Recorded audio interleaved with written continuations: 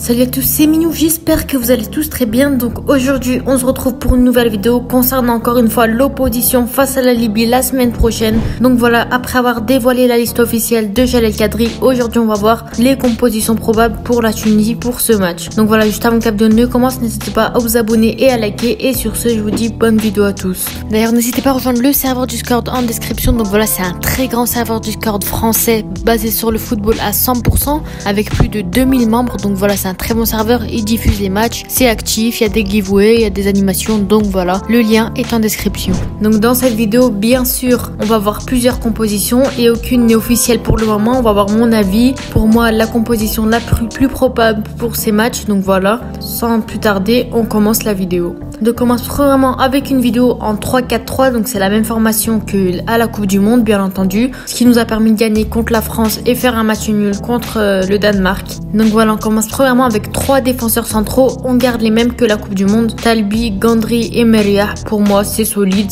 ça passe mieux que Dylan Brown, donc voilà, pour moi faut les aligner sur ce terrain. Ils allaient bien ensemble, ils ont bien défendu contre la France, donc pourquoi pas le revoir contre la Libye. Bien entendu au poste de gardien de but, j'avais 3 choix différents et j'ai décidé de choisir notre gardien numéro 1, Aymen Dahmen. Maintenant pour les 4 milieux de terrain, bien sûr 2 pistons sur les côtés, Ali Abdi à gauche que j'ai préféré à Ali Maloul parce qu'il faut maintenant voir son niveau officiel. C'est lui qui va prendre la relève en tant que latéral gauche, donc voilà, pourquoi pas le revoir aussi en tant que piston. Il a été très bon durant la dernière Coupe du Monde, donc voilà, c'est pas mal. Piston droit, Keshrida qui est bien meilleur que Mohamed Draguer, donc voilà, il a été très bon surtout défensivement, donc pourquoi pas le revoir encore une fois. Et les 2 milieux, bien sûr il n'y a aucun débat, Skiri et Laidouni qui méritent leur place, qui complètent le milieu de terrain. Ils sont très bons en Bundesliga. Ils sont souvent titulaires, donc pour moi c'est les meilleurs milieux tunisiens, il faut les aligner sur ce match. On passe maintenant avec 3 attaquants, 2 à milieu offensif et lié, on sait pas exactement, et un buteur. Donc voilà, poste de buteur, Aitem Jouini, bien entendu, c'est bien meilleur que Jaziri je pense, et il faudrait pourquoi pas lui faire confiance encore une fois. Et sur les côtés, Eyes Achouri à gauche, donc voilà, très bon avec son club aussi, Viborg. Pourquoi pas laisser avec la Tunisie, ça fait un moment qu'il a pas joué avec nous, donc pourquoi pas laisser dans cette composition. Et à droite, bien sûr, Hannibal Mejbri, qui joue souvent ce poste aussi en Angleterre à Birmingham, donc pourquoi pas le revoir aussi avec la Tunisie, pour montrer ses preuves et montrer de quoi il est capable. Donc voilà, c'était ma première composition. N'hésitez pas à donner vos avis en commentaire bien entendu. Pour moi ça pourrait être une composition probable puisqu'elle passe très bien, c'est assez équilibré, donc pourquoi pas avoir après sur la liste de Jalel Kadri. On passe maintenant à la deuxième composition probable. Donc cette fois-ci c'est un 4-2-3-1, donc voilà, c'est une composition assez courante qu'on voit dans le football, mais la Tunisie elle a pas assez utilisé je trouve. Donc voilà, au poste de gardien de but on bouge pas, Aymen Dahmen toujours. Les 2 latéraux pareil, on bouge pas du tout, Ali Abdi et Keshrida. Pour moi il n'y a aucun débat, après peut-être Ali Maloul, pourquoi pas aussi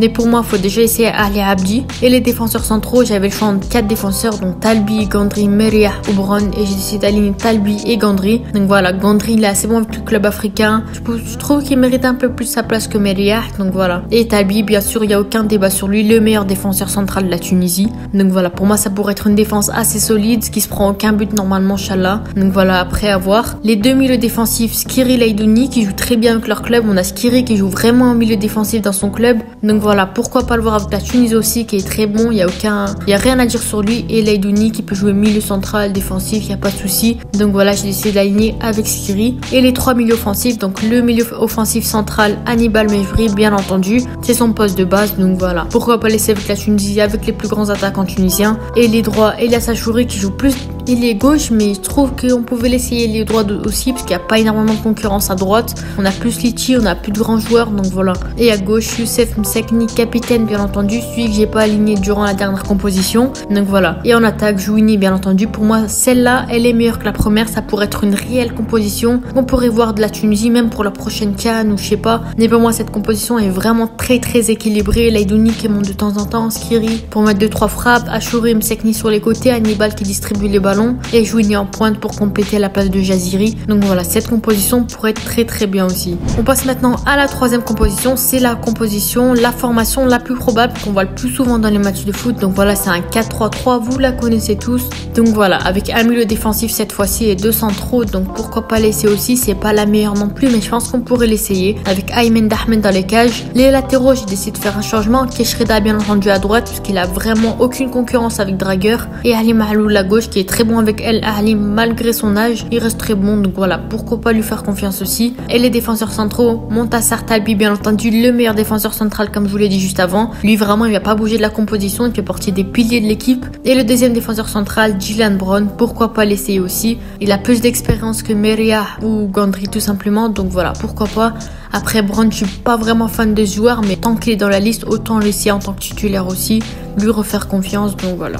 Milieu défensif, le numéro 1, donc voilà, Elias Kiri, il a l'habitude de jouer ce poste, donc voilà, faut vraiment le mettre à la place de Laidouni en milieu défensif.